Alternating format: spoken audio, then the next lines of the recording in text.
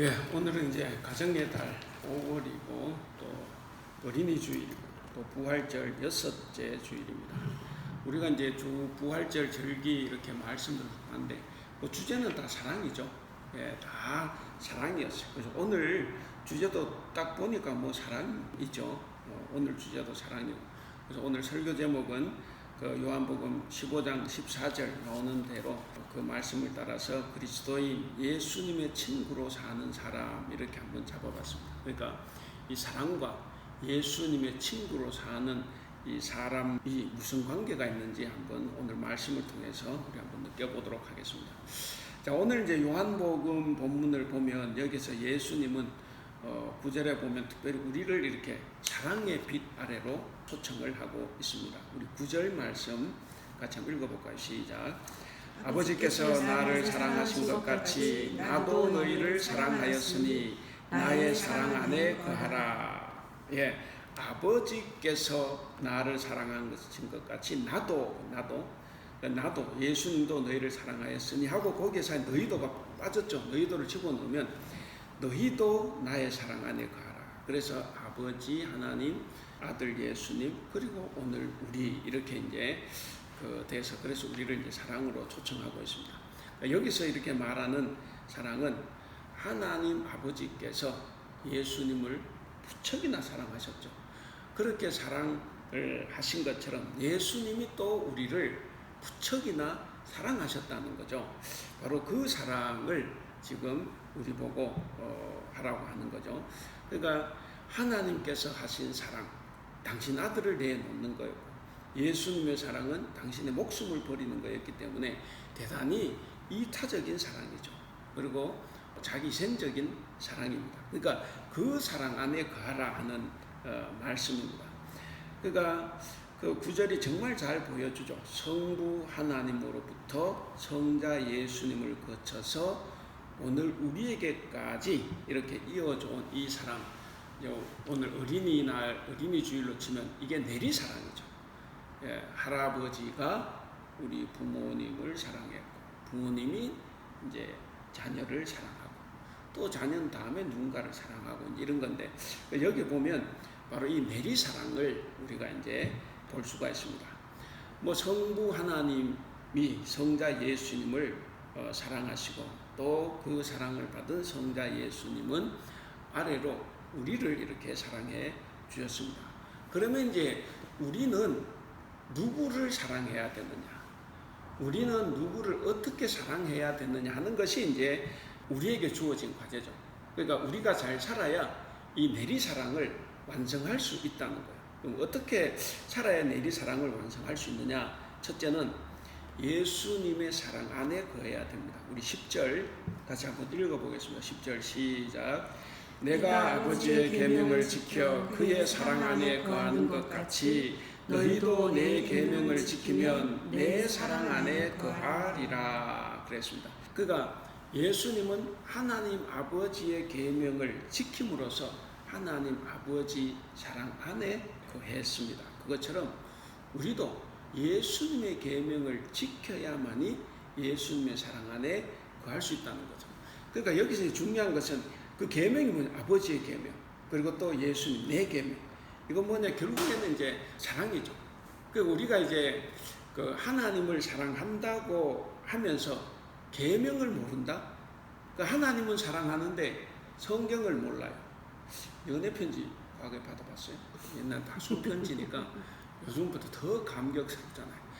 내 여자친구가 쪽지 하나만 상더가 이래만 보여줘도 그걸 들고 여러 밤 새워 읽어보는 건데, 그러니까 내가 사랑하는 사람한테 뭔가 왔어. 한번 읽고 말 거 아니잖아요. 읽을 때 어떻게 읽습니까? 그 사람의 말투, 어투까지 생각하면서 읽는다. 그래야 이제 이해가 되니까. 그래서 우리가 정말 사랑하는 사람이라고 하면 그가 보내준 글이 짧든 길든 엄청나게 읽고 다 그 뭔가 연상을 할 겁니다. 그러니까 이제 그런 거죠. 우리가 이제 하나님을 사랑한다고 하는데 우리 한국교회 그리스도인들은 별로 관심이 없어요. 그 성경 말씀 이해도 기도해서 풀라 그래. 기도해서 하나님 지혜를 주세요. 그럴 일 없죠. 그러니까 하나님을 사랑한다고 하면서 계명도 알지 못하고, 그리고 하나님을 사랑한다고 하는데 형제를 사랑하지 않는 거예요. 그럼 이건 뭐냐면 이건 이제 가짜 사랑이죠. 위장된 사랑입니다. 따라서 우리 그리스도 안에 거하는 삶은 뭐냐면 뭐 단순히 기도하는 것 중요하지만 기도하는 것이나 뭐 이런 것, 그러니까 개인적인 어떤 경건 생활이나 명상만이 아니라 일상생활에서 예수님의 계명을 적극적으로 실천하며 살아가는 그 삶을 바로 그리스도 안에 거하는 삶이다, 그렇게 볼 수가 있습니다. 자, 두 번째로 내리사랑을 완성하기 위해서는 방금 말씀드린 대로 서로 사랑해야 됩니다. 우리 12절 같이 읽어보시죠. 12절 시작. 내 계명은 곧 내가 너희를 사랑한 것 같이 너희도 서로 사랑하라 하는 이것이니라. 예, 내 계명, 예수님의 계명은 뭐냐? 내가 너희를 사랑했잖냐. 그러니까 너희도 사랑하라는 거죠. 늘 말씀드리는데 내가 너희를 사랑한 것, 이거 수직적인 사랑이지 않습니까? 내가 너희를 사랑했기 때문에 다시 나를 사랑하라가 아니라 너희가 서로 사랑하라는 거. 반드시 이제 수평적인 사랑으로 이렇게 나타나야 되는 거죠. 그래서 예수님께서는 우리를 사랑하신 그 사랑, 그러니까 예수님께서 행하신 그대로 내 계명은 서로 사랑하라 하는 거다, 이렇게 말씀을 하십니다. 하나님은 외아들이신 예수 그리스도를 이 땅에 보내심으로써 사랑을 실천했습니다.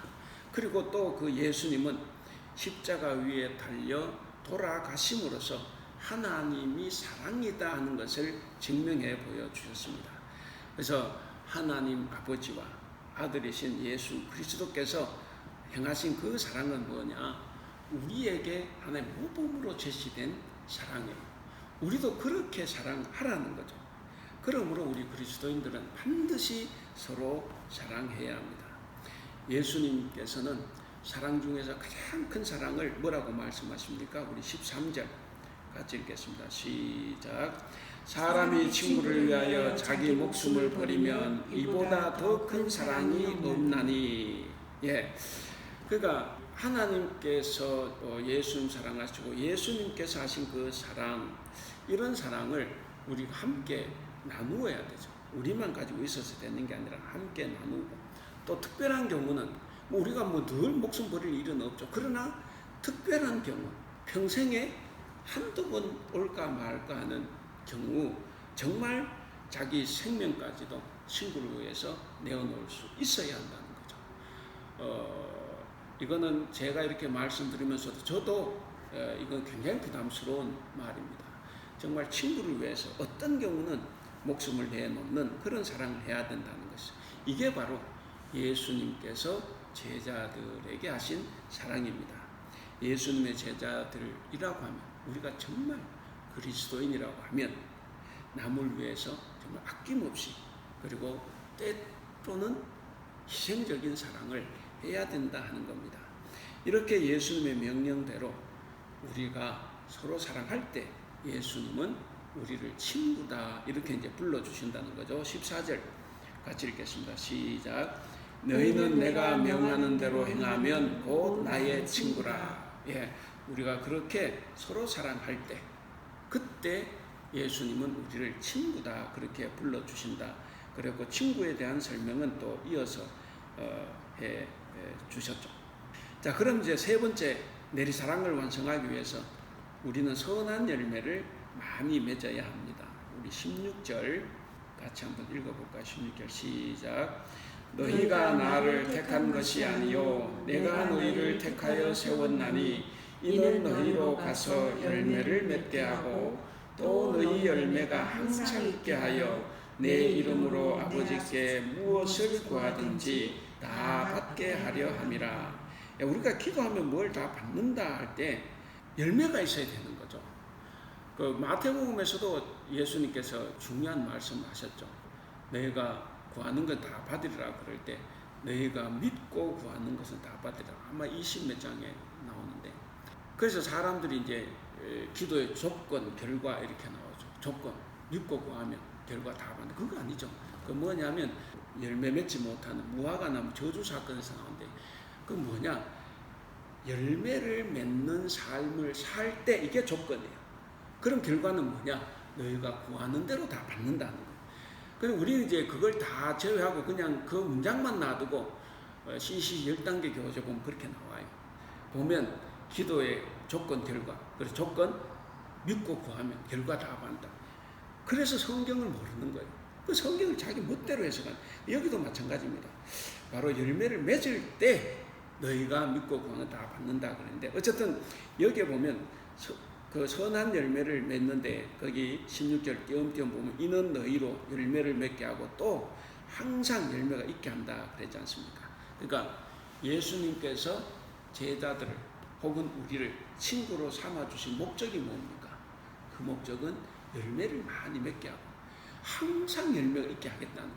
우리 삶에 항상 열매가 있게 하기 위해서 친구를 삼으셨다 하는 겁니다. 그럼 계명을 지키는 것은 뭐냐? 12절에서 우리 읽어봤습니다. 바로 서로 사랑하는 거예요. 그리스도인들이 믿음을 말할 때 정말 믿음이 좋다, 뭐 신앙이 좋다 이렇게 말을 할 때 사랑을 실천하지 않는다고 하면 어떻게 됩니까? 어떤 사람은 막 자기 믿음 제일 좋은 척해. 신앙도 정말 뛰어나. 그래서 교회에 오면 뭐 기도 참 열심히 하고 뭐 노래 찬양 부를 때 막 울고 불고 막 감격에 젖어 하는데, 근데 사랑의 실천이 없으면 뭡니까? 다 말짱 도루묵이에요. 그거는 거짓된 믿음이고 그저 속임수일 뿐입니다. 하나님 앞에서는 절대로 인정받지 못해요. 혹여 사람들은 그것만 봐도 저는 신앙 좋다 이렇게 볼 수 있지만, 그러나 그것은 그저 거짓 믿음에 불과합니다. 그렇기 때문에 우리는 이 내리사랑을 완성하기 위해서 서로 사랑해야 됩니다. 그러니까 우리가 지금 부활절 이 주일 동안에 계속 사랑에 대해서 나누는데, 근데 이 사랑이라는 것이 너무 추상적으로 우리가 들을 때가 많아요. 그렇게 할 때 우리에게는 정말 심각한 경우가 생기는 거죠.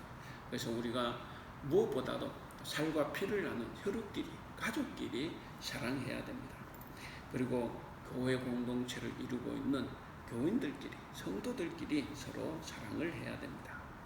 그리고 잘 아는 친구로부터 시작을 해서 정말 나를 미워하고 나를 괴롭히는 그 사람들까지 다 사랑해야 한다.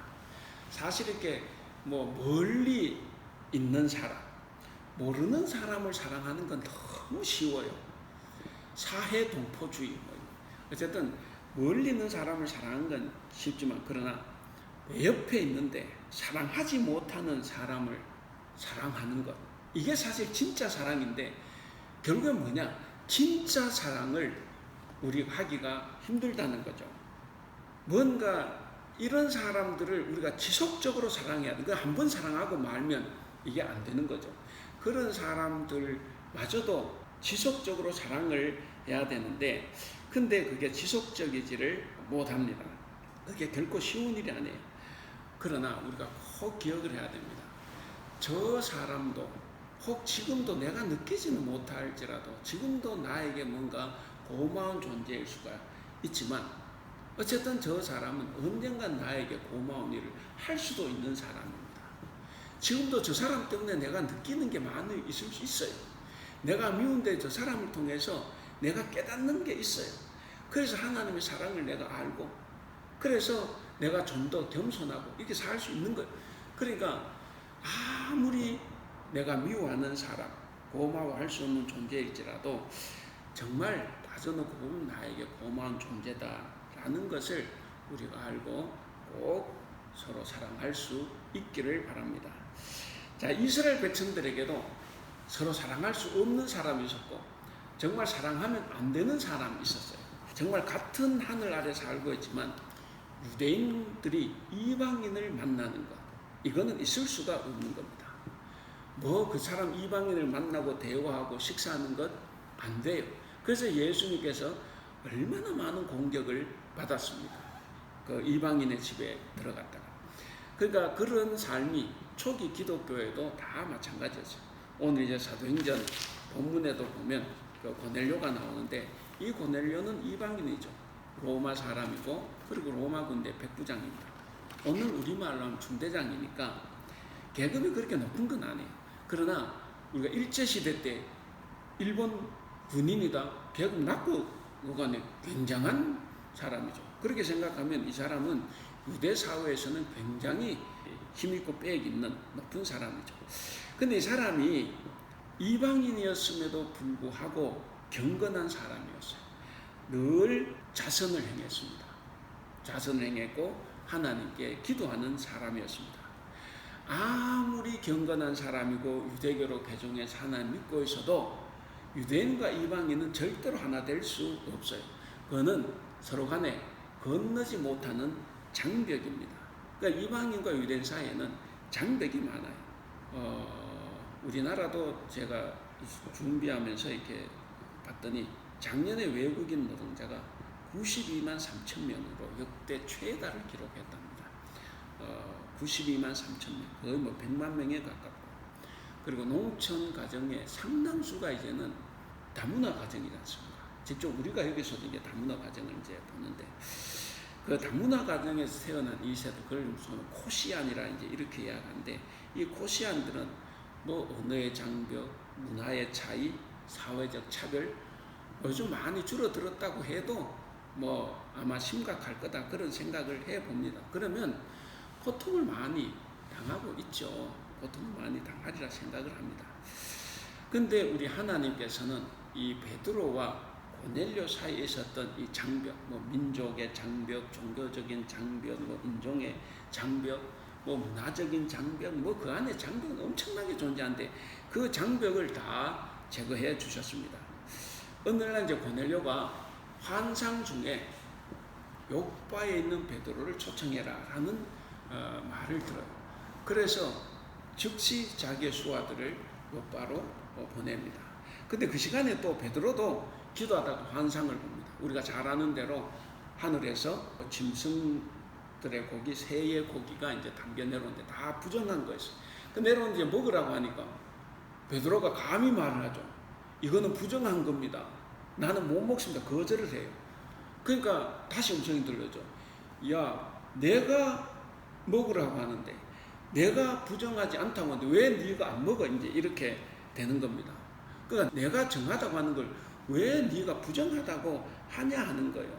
자, 그래서 베드로가 이 환상에서 깨어나서 그 의미가 도대체 뭔가를 고민하는 중에 이제 요바에서 온 사람들이 이제 닥쳤습니다. 결국 이제 이렇게 저렇게 해서 베드로가 깨달았어요. 하나님의 뜻을 깨닫고, 그리고 인간이 만든 모든 장벽, 차벽 이런 것들을 다 철폐하고 무시하고 이방인의 집, 고넬료 집으로 갑니다. 거기에 가서 이제 복음을 전했습니다. 근데 또 놀라운 것이 이방인의 집에 가서 복음을 전했는데 이 이방인들이 성령을 받아요. 그러니까 베드로가 이제 세례를 베풉니다. 자, 이렇게 이방인들이 성령을 받고 또 하나님을 믿고 구원을 얻는 이 모습을 보면서 베드로가 그때서야 깨달은 게 있어요. 우리 34절, 사도행전 34절, 35절 같이 읽어보겠습니다. 시작. 베드로가 입을 열어 말하되 내가 참으로 하나님은 사람의 외모를 보지 아니하시고 각 나라 중 하나님을 경외하며 의를 행하는 사람은 다 받으시는 줄 깨달았도다. 베드로가 뭘 깨달았다는 거예요? 거기에 보면 그러니까 그런 거죠. 하나님을 경외하며 삶이 경건한 사람. 그래서 하나님께서 그를 깨끗하게 했어요.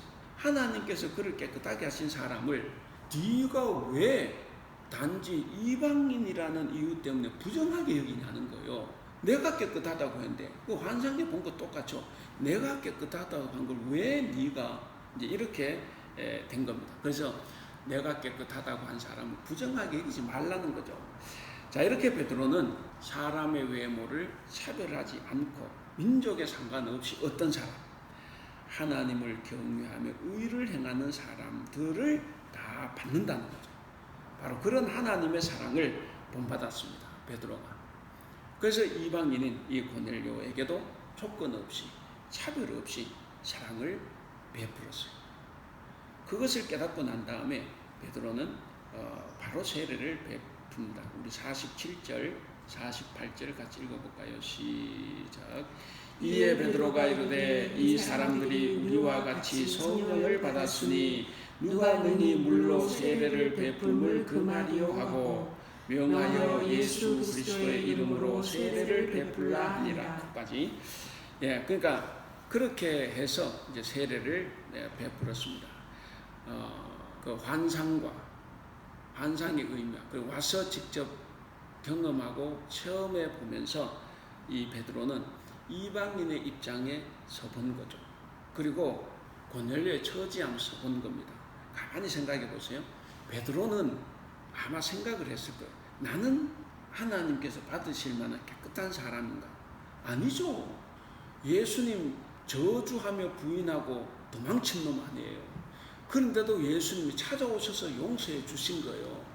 그 사람 입장에 서서 그리고 자기의 처지도 보면서 이제 생각을 해보니 이게 자기가 하고 있는 이 행태가 옳지 않았던 겁니다.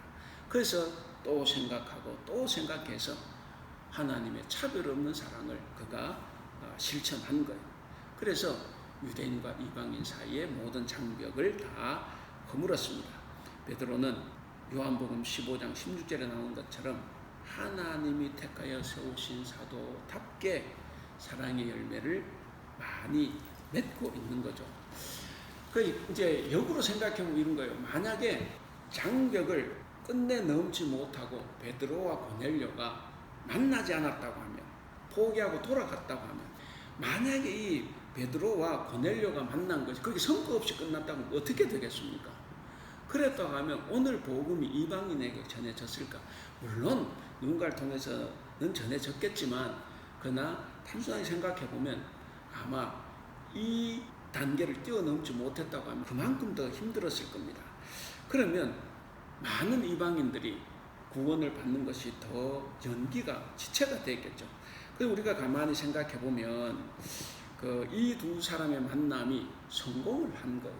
그래서 모든 것이 절배됐습니다. 바로 하나님의 말씀을 신중하게 듣고 하나님의 뜻을 잘 헤아릴 수 있었던 베드로가 있었다는 것은 한편으로 하나님께도 굉장히 기쁜 일이었다. 그렇게 생각을 하고 참 다행이라 생각을 합니다. 유대인과 이방인 사이에 장벽이 무너지고 차별이 다 사라졌을 때 정말 하나님께서 기뻐하시고 행복해 하셨을 거라 확신을 합니다. 그러니까 우리가 이렇게 생각해 보면 부모 입장에서 그렇고 또 목사 성도 간에도 그렇고 스승과 제자 관계도 그렇고 가르친 것이 잘 전달이 되고 그걸 그렇게 살면 이게 얼마나 기쁘고 행복합니까? 우리가 인간적으로 생각해보면 하나님도 그렇다는 거예요. 우리가 기쁜 만큼 하나님께서 기쁘신 만큼 우리도 굉장히 기쁜 일입니다. 그런데 여기서 하나 우리가 꼭 기억해야 될 것이 하나 있습니다. 우리가 말씀을 듣고 읽고 묵상할 때 대체로 교인들은 그런 생각을 하죠. 딱 저 말씀 어느 집사가 들어야 되는데 이런 생각을 합니다. 그리고 이거는 나에게 주는 정말 은혜로운 말씀이다. 혹은 내게 주신 정말 축복이구나 이렇게 생각을 하는데 다 좋아요. 근데 그런 생각을 접어두고 우리가 정말 하나님의 마음을 알고 하나님의 뜻을 알기 위해서는 나의 합리적인 생각 그리고 나의 논리 정연한 사고 또는 지금까지 나를 있게 했던 그 성경 지식도 다 내려놔야 됩니다. 하나님 앞에서는 다 내려놓는 것이 우선입니다. 예를 들어 내가 아무리 뭔가를 위하고 기도하고 해도 내 것을 내려놓지 않고 하면 항상 뭔가가 막히는 거예요. 그렇기 때문에 다 내려놔야 됩니다. 좀 뒤집어서 생각해보면 그런 것들은 다 나를 위한 이기적인 생각이었어요. 그러니까 나를 나대게 했던, 그래서 나를 영광스럽게 했던, 뭔가 나를 칭찬받게 했던 그런 것이었기 때문에 결국 이기적인 것들이에요. 그러니까 장벽과 차별을 허무시는 이 하나님의 사랑에는 맞지 않는 것들입니다. 그래서 우리가 그것들마저도 다 내려놓을 때 비로소 그때 우리가 하나님의 음성을 들을 수 있고 그래서 우리가 하나님의 뜻을 행할 수 있는 겁니다. 그래야 오늘 우리 모두에게 성령께서 임재하셔서 베드로처럼 우리도 예수님의 일부가 되고 그리고 예수님과 같은 열매, 사랑의 열매를 많이 맺을 수 있기를 바랍니다.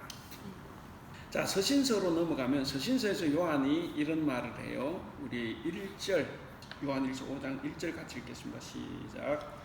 예수께서 그리스도의 예수를 심을 믿는 자마다 하나님께로부터 난 자니 또한 낳으신 이를 사랑하는 자마다 그에게서 난 자를 사랑하느니라.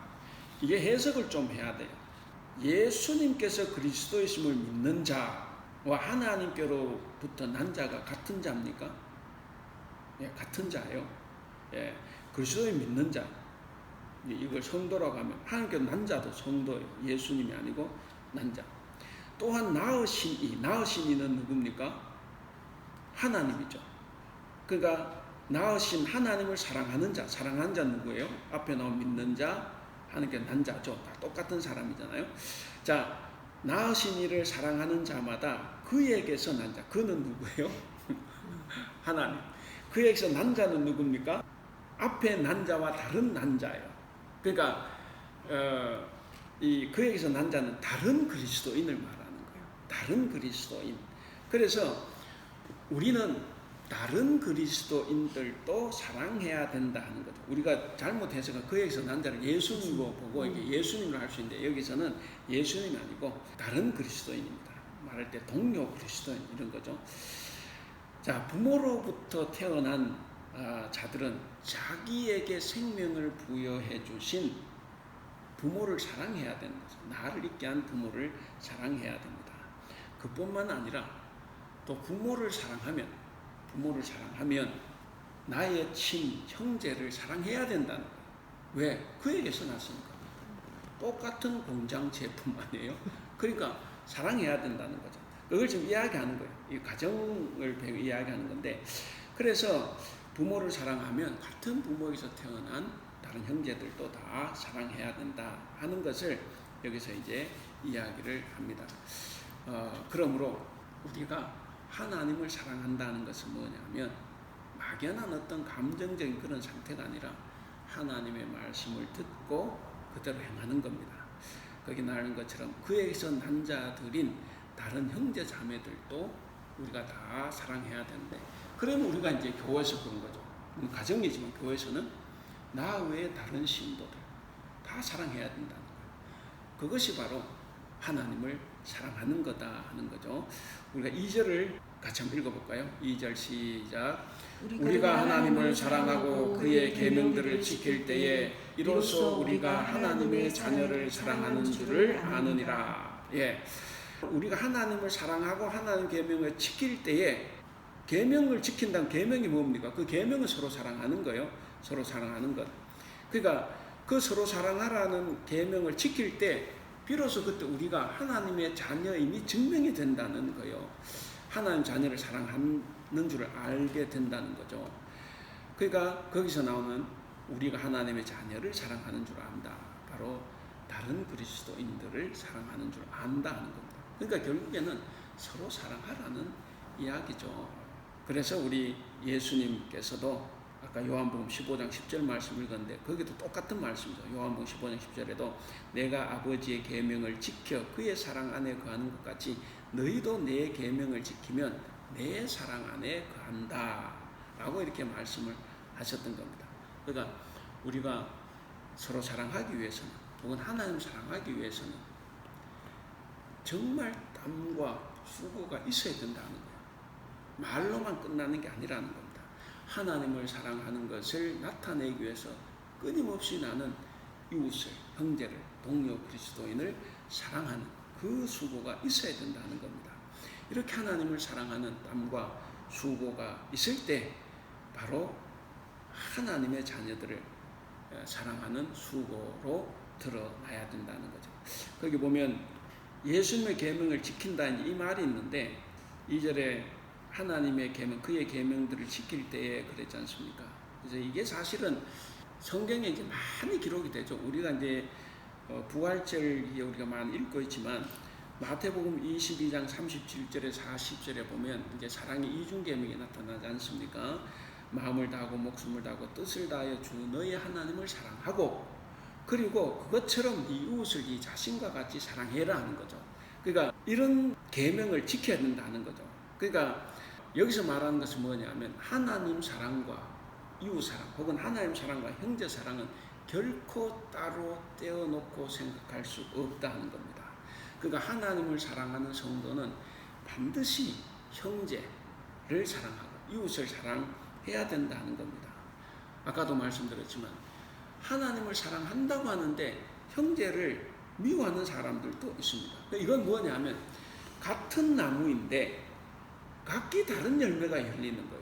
사과나무를 심어준 사과가 열려야 되는데 이게 이제 뭐 배가 열리고 이렇다는 거죠. 그런 일이 있을 수 없다는 거예요.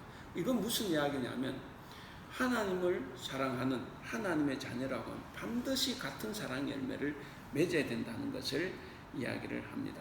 그래서 하나님을 사랑한다고 말하면서 형제를 만약에 미워한다고 하면 절대로 하나님을 사랑하는 자가 아니다 하는 것입니다.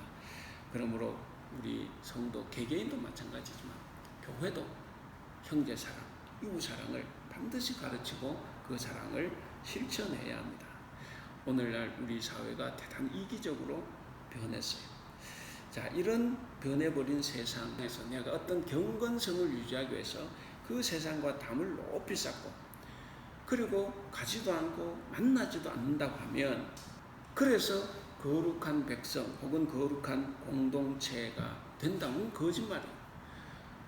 어떻게 내가 담을 쌓아놓고 나 혼자 아무도 안 만나고 나 혼자 개인적으로 경건 생활하면서 거룩하게 살아간다고 하는 것이 이게 말이 되냐 하는 거예요.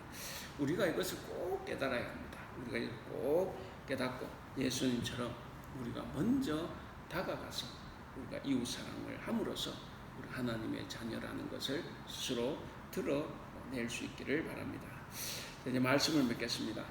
자, 올바른 신앙은 결국 주님을 사랑하듯이 형제 자매를 사랑하라고 하신 이 예수님, 주님의 계명을 일상의 삶에서 드러내는 윤리적인 행위예요. 그러니까 올바른 신앙은 뭐냐면 하나의 윤리적인 행위입니다. 그 윤리는 바로 사랑의 윤리. 이걸 드러내는 것이다. 그러면 역으로 사랑의 행위는 뭐냐면 올바른 신앙의 근거를 해야 돼요. 예를 들어서 사랑을 하긴 하는데 나의 어떤 명예, 나의 어떤 것을 드러내기 위해 했다고 하면 이건 이제 올바른 신앙에 근거한 게 아니라는 겁니다. 그래서 올바른 신앙은 사랑으로 드러나야 되는데 그 사랑 행위는 또 올바른 신앙에 근거해야 된다는 거죠. 그래서 우리가 이 두 가지 중에서 어느 한쪽으로라도 치우치게 되면 우리의 신앙생활은 바로 서지 못한다는 거예요. 저도 전에 살짝 간 경화가 올 뻔했는데 그렇게 치우치게 되면 우리의 신앙생활도 간 경화처럼 딱딱하게 굳어져서 보기에는 튼튼하게 보이고 정말 든든해 보여요. 근데 외모만 번지르르한 집이 되고 만다는 겁니다. 그러므로 우리는 올바른 신앙 위에 바로 서는 것 대단히 중요합니다. 올바른 신앙 위에 바로 서는 것, 그리고 그 신앙을 사랑의 행위로 반드시 드러내는 것, 이 두 가지를 병행할 때 우리는 이 사랑을 완성할 수가 있습니다. 오늘 설교 제목이 뭡니까? 같이 한번 읽어보겠습니다. 시작. 그리스도인 예수님의 친구로 사는 사람. 예, 우리는 다 예수님의 친구로 사는 사람들입니다. 예수님께서 말씀하신 대로 이 사랑의 이중 계명을 일상의 삶에서 우리가 구체적으로 행해야 됩니다. 그렇게 행하면서 살아가는 사람을 예수님은 내 친구다 이렇게 이제 말씀을 하셨습니다. 그렇기 때문에 우리는 꼭 명심해야 됩니다. 신앙은 사랑입니다. 부활 신앙은 차별 없는 사랑이에요. 모든 장벽을 뛰어넘는 사랑입니다. 그러므로 그리스도인의 사랑은 보여주기 위한 사랑도 아니고 나의 자비로움을 드러내는 사랑도 아닙니다. 내가 좋아해서 하는 그런 사랑이 아니라는 거예요. 그러면 그리스도인 사랑은 뭐냐? 사람들 사이, 우리 사이에 존재하는 모든 장벽들, 신분과 학벌, 이념과 빈부 등 모든 장벽을 다 허무신 하나님의 그 자비로우심을 드러내기 위해서 나를 죽이고 희생하고 헌신하는 그런 사랑을 바로 그리스도인의 사랑이다 말을 할 수 있습니다. 따라서 이제 우리가 이제 부활절 6번째 주간입니다. 이번 일주일 이 주간에는 내가 미워하고 증오하는 사람, 나와 달라서 차별과 장벽을 세워놓고 있는 도저히 사랑할 수 없는 그 사람들을 사랑을 해야 합니다. 더더욱 가까운 사람들끼리 서로 사랑하시기를 바랍니다. 그래서 주님의 마음이 내 마음 같고 주님의 사랑이 정말 내 사랑 같고 주님의 기쁨이 내 기쁨 같고 주님의 열매가 내 열매와 같은 그런 주님의 법, 주님의 친구로 살아가실 수 있기를 주님의 이름으로 축원합니다. 기도하겠습니다. 사랑이 많으신 우리 하나님, 사랑으로 자신을 드러내시고 독생자 예수님을 보내주시며 서로 사랑하라고 하신 주님의 말씀을 따라 우리도 서로 사랑하며 살고자 합니다. 그러나 때로는 이 사랑이 부담스럽기도 하고 때로는 사랑해야 한다는 것이 짐이 되기도 합니다. 우리 힘으로 사랑하고 우리 감정으로 사랑하다 보니 늘 그렇게 힘들고 어렵고 고통하는 사랑을 우리가 하고 있습니다. 사랑이 많으신 우리 하나님, 우리 힘이 아니라 하나님의 사랑으로 사랑할 수 있게 하시고 하나님의 능력으로 우리가 사랑할 수 있도록 도와주시옵소서. 그래서 우리 안에 있는 또 사람 사이에 있는 모든 장벽과 차별들을 다 없애고 사랑하는 그 능력을 우리에게 허락하여 주시옵소서. 우리가 하나님의 사랑 안에 거하게 하셔서 우리의 힘이 아니라 하나님의 사랑으로 우리를 사랑하는 그 사랑이 늘 우리 삶에서 드러나게 하여 주셔서 정말 우리를 보는 모든 자들, 특별히 믿지 않는 자들이 우리를 봤을 때 정말 그리스도인이구나, 하나님의 자녀구나, 그것을 통해서 하나님께 영광을 돌리고 하나님을 경외하는 일이 일어날 수 있도록 우리를 도와주시옵소서. 가정의 달 5월을 맞이하여서 가정마다 하나님께서 함께하여 주시고 소원하는 기도에 응답해 주셔서 가정이 화평하고 강건하게 하여 주시옵소서. 예수님의 이름으로 기도하옵나이다. 아멘.